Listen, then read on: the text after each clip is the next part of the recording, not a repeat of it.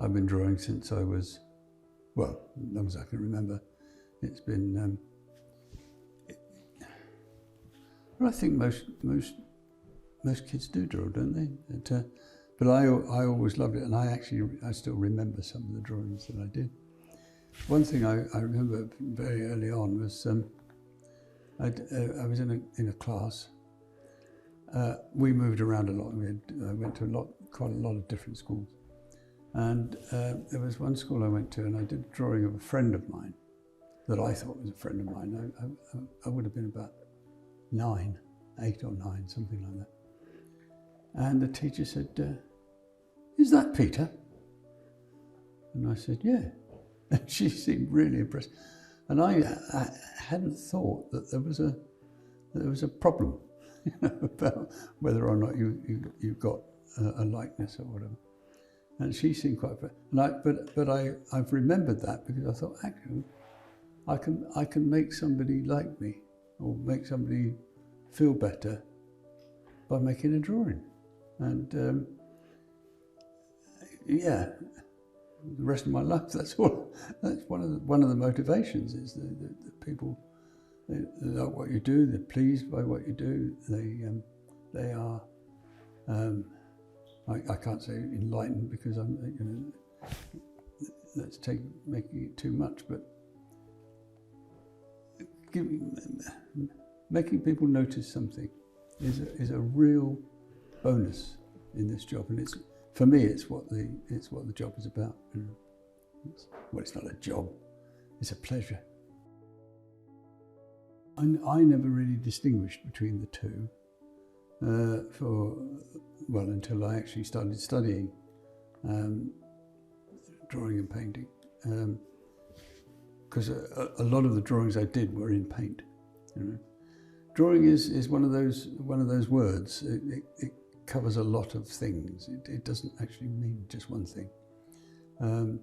It's normally drawing, for most people, I would think, would be sort of like pencil on paper. It's and either a sketch or a technical drawing or some sort of documentary. It's got a documentary aspect, or it's got a decorative aspect, or whatever. But for most artists, drawing has got a sort of almost a kind of metaphorical meaning. It means a way of looking at things in order to construct something, and not even you can even take out the in order to construct something bit, because it just means a way of looking that also records what you see in one form or another. So you can actually discover lots of things about something by drawing it in a way that you wouldn't do if you're just looking at it. In other words, it's a bit like poetry. If you have a structure for something, it allows you not only to look at things in a different way, because you don't normally look at it through that prism, but it also adds things to it that because the form that you're putting it into makes you actually think about what it is. And drawing does that. If you're out sketching, for example,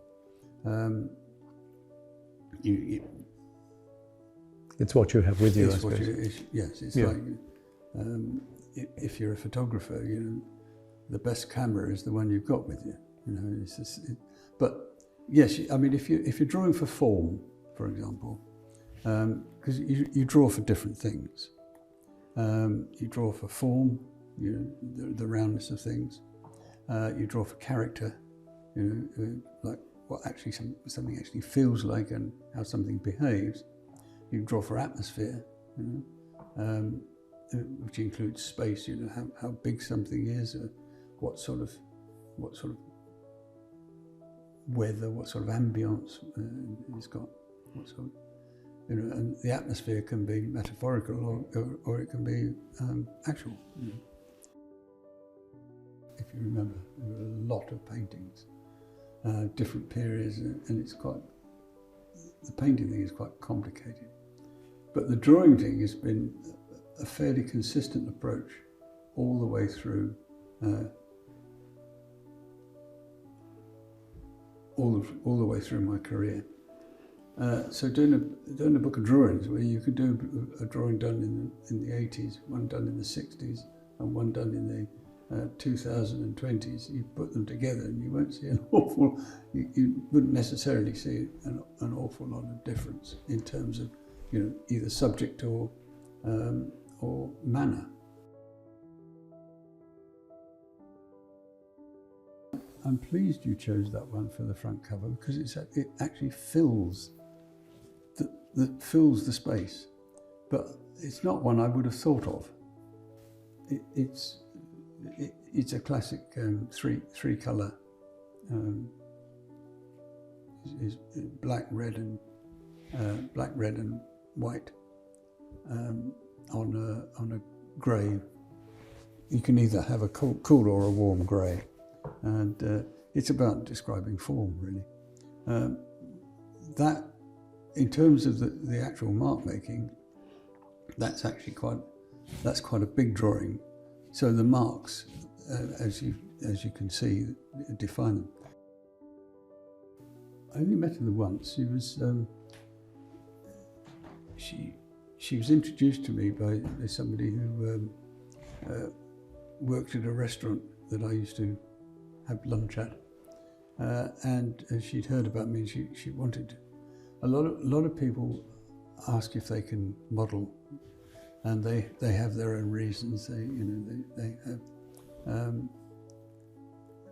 have an idea of what models are like and what their lives are like and all that sort of stuff.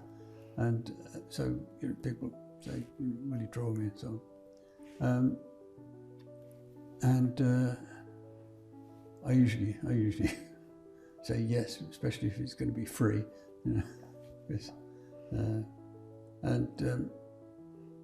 This is the sort of thing I often do, is just different aspects of the same head. She only came the once, as far as I can remember, and we had. I wasn't quite what she was expecting, I don't think. It's a lovely study. I mean, the hair is fascinating, isn't it? Yeah. I mean, Well, that's really what I remember about the session was it was combed so tightly and it fitted her head so perfectly. This, for some reason, always reminds me of Carmen Miranda. Yes. Well, that young lady is unfortunately she's in America. She left me. But she was a model of mine for several years, and she was flamboyant, and she loved modelling, and one of the reasons she loved it was because she could add into a drawing. A lot of models just kind of sit there. Yes, she made that headdress, for example, which I've still got, and she'd often show up with headdresses or dresses or wings. She showed up on one occasion with wings that she'd made, and it was always a joy working because you never quite knew what she was going to do. Well, that on the right is a daughter of a friend of mine.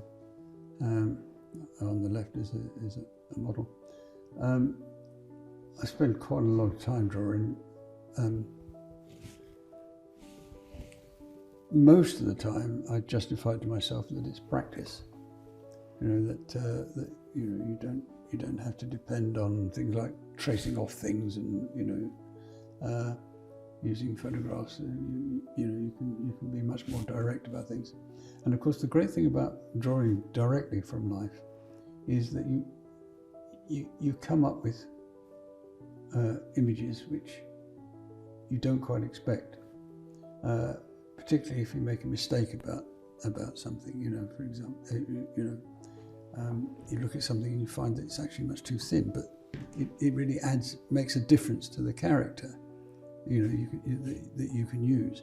And for example, in that one, the stripes add a rhythm to the way your eye kind of falls down the way your eye falls down the page, and if you can imagine, if she was looking the other way, which I think I should have had her do, right, that structure would have been quite different. Eye direction is one of the biggest things in painting that directs your eyes as to how you work your way around the painting. Often I drew myself simply because I had to draw something and there wasn't anything else around. I know it sounds as though I'm making it up, but it's perfectly true. Also, there is the thing about making a record of something consistent, which is you, and the differences because in that book there are a number of drawings of myself, and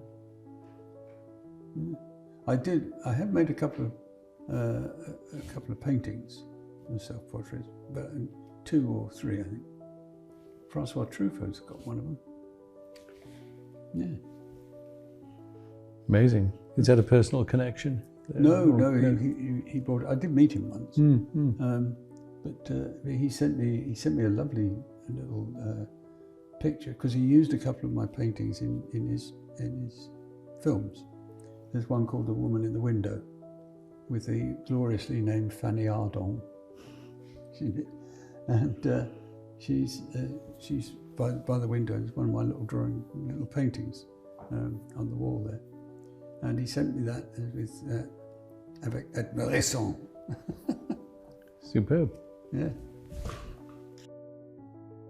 One of the things I've learned, it took me a long time, because I grew up in a world in which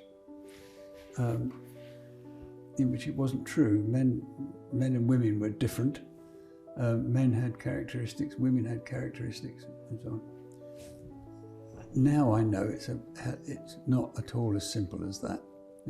People are people, and they're, although there are some things you can generalize about, particularly physical things, in terms of personality and in terms of richness of personality, everybody's different. And you've got to come at every person with a completely different, a completely open mind about things. Sometimes I can't work with a model because they talk too much, but that's not often. Most models that I have have a very professional attitude towards modelling. Some want to talk, and I can't do that. But certainly during the breaks, it's very good to talk to somebody you don't know, find out what they're up to, and what they do for, because I don't know. It's years and years since I actually worked with a professional model. That is, somebody who actually makes their living modelling. Most models work as models because they've got a job which doesn't pay them all they need. But some, like that lady, Anna, she loves modelling. Models do move, and you just have to cope with the fact, When you're drawing a head, one of the biggest problems is that the model moves, and they actually move the angle of the head, and it can be kind of quite small. But if you look at somebody doing that, and then you look away and you look up again, and they're just have a slight.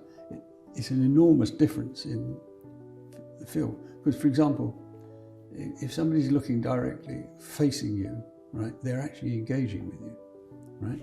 But if they're doing something else, if they're looking away or even slightly off to one side, they're actually not engaging with you. And there's a huge psychological difference in how you actually treat the image. You often start in the wrong spot. For example, if a model's sort of head is mostly over one side, the tendency is always to put a head somewhere in the middle, you know. But of course, there are times when you should really sort of start with it kind of over at the side, because I have a habit. You try not to develop habits, but I have a habit of starting with a head, and I always, when I was a teacher, I always say, you do the whole form all at once. You know, you've got to do it all at once. I know it takes time, but you've got to do it as though you're looking at it all at once. But of course, I don't do that. I spend most of the time painting. You know. I draw from life 2 afternoons a week for 2 hours. Most of the rest of the time is painting. It depends what you call painting, of course. I spend a lot of time sketching, doing drawings for paintings and that sort of thing. About a third of the time is spent drawing in one way or another.